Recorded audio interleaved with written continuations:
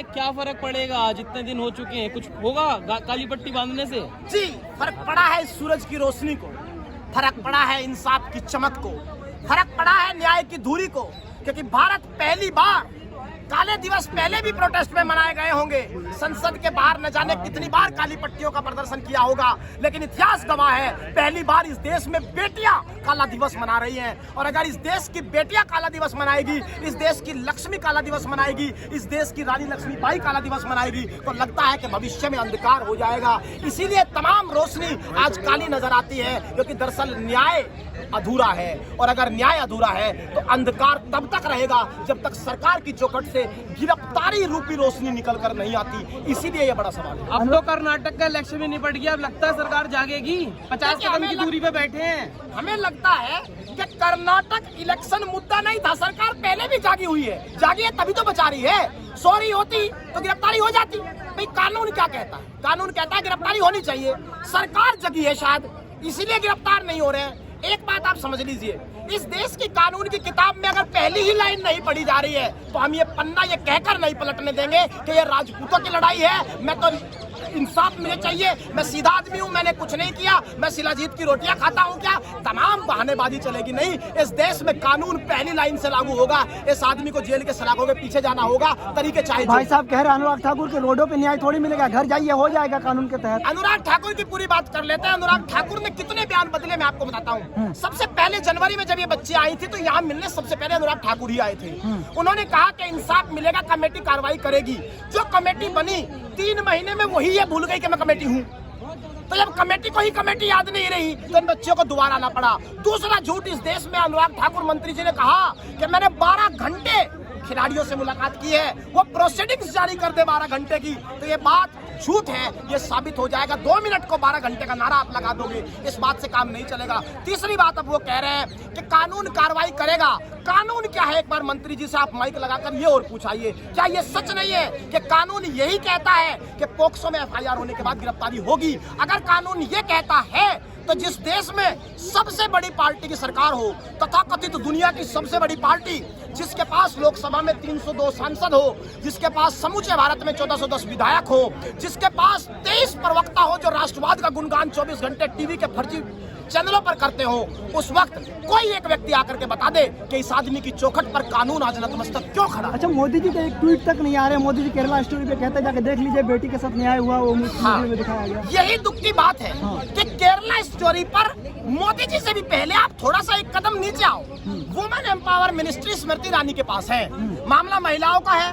Madam गई है, film देखकर बाहर निकल करके कहती है कि सूबे की कोई भी सरकार या सूबे का जिस सूबे का मुख्यमंत्री से बैन करेगा, ये माना जाएगा कि वो महिला हिंसा के साथ है। क्यों नहीं मैडम, हम ये मान ले कि आप महिला हिंसा पर कोई बयान दे नहीं रही है तो आपकी ये चुप्पी, आपका ये समर्थन भी महिला हिंसा के साथ है। इसीलिए आपको कहा जा रहा है कि अगर केरला स्टोरी हर चीज का समाधान है तो चस्पा कर दो संविधान की किताब के ऊपर केरला स्टोरी का एक पोस्टर, जिससे देश का हर समस्या का समाधान हो जाए। तो मोदी जी का ट्वीट नहीं आ रहा है, किस तरीके से देखते हैं? कोई बयान नहीं आ रहा। हम कह रहे हैं कि क्या ट्वीट का मुद्दा है क्या यार? इस देश की ओलंपिक मेडल बेटियों के साथ न्याय के लिए, न्याय की चौखट पर अन्याय हो रहा है, क्या सिर्फ ट्वीट से काम चलेगा? ये ट्वीट से काम नहीं चलेगा। ये बेटियां किसान की बेटियां हैं। इस आदमी को हमें किसी का ट्वीट नहीं चाहिए यार, हम सस्ते लोग नहीं हैं। सुप्रीम कोर्ट ने कहा है ना, निचली अदालत में जाएं, हाई कोर्ट में जाएं, अगर गिरफ्तारी नहीं हो रही है तो कोर्ट से ऑर्डर कराएं। फिर देखिए, 2 बातें आप समझ लीजिए। एक होता है डिस्पोज्ड ऑफ और एक शब्द होता है डिसमिस्ड। हमारी एप्लीकेशन को जिस तरह मीडिया पेश कर रहा है वो डिस्पोज्ड ऑफ हुई है, वो डिसमिस्ड नहीं हुई। कोर्ट ने कहा कि आपने पेटिशन में इतनी ही डिमांड की थी कि FIR करा दो, हमने आपका काम पूरा कर दिया। दूसरी बड़ी बात, अगर हमें सिर्फ कोर्ट से ही न्याय चाहिए होता तो हम महंगे वकीलों के पास आते, गांधी के रास्ते पर चलकर सड़क पर संघर्ष नहीं करते।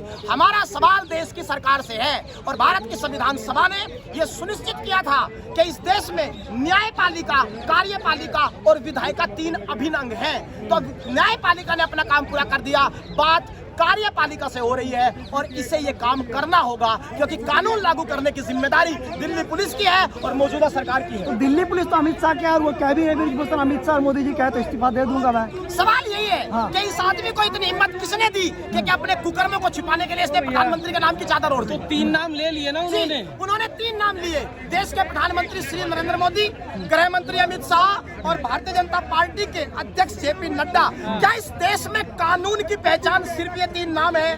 तमाम संस्थाएं खत्म हो चुकी है, कोई जांच एजेंसी बची नहीं। क्या नरेंद्र मोदी देश के प्रधानमंत्री होकर अब ये भी जांच करें कि कौन आरोपी है कौन नहीं? मैं मानता हूं उन्होंने ये बयान दिया था कि कपड़े देखकर हम आरोपी पहचान लेते हैं, लेकिन ये सवाल कपड़े देखने से काम नहीं चलेगा।